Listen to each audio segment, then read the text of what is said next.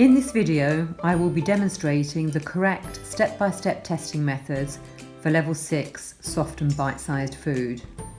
The emphasis at this level is on softness and size restriction. At this level, there is no need to bite, but you still need to chew.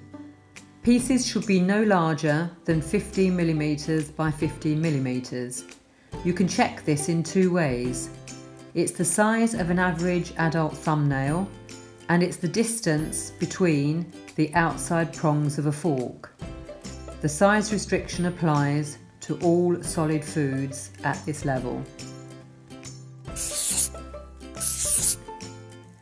Foods should be well cooked but moist.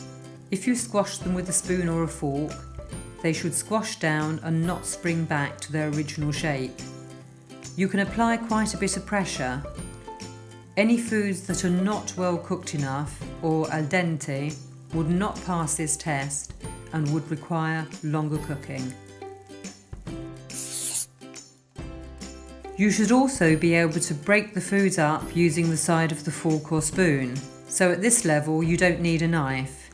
Everything needs to be soft, so the meat, the vegetables and any accompanying pasta, potato or rice all need to pass these tests. So the food must pass all of the tests before being served. To achieve a really tender result, try poaching, steaming or casseroles. A thick sauce can be added for additional moisture, but avoid any thin sauces. Avoid roasted foods or anything that is dry, crispy or crunchy. If you liked this video, you may like our Facebook page. We post regular updates on our training courses and we share lots of useful and interesting information such as patient stories and recipes that pass these IDDSI tests. You can also follow us on Twitter and Instagram.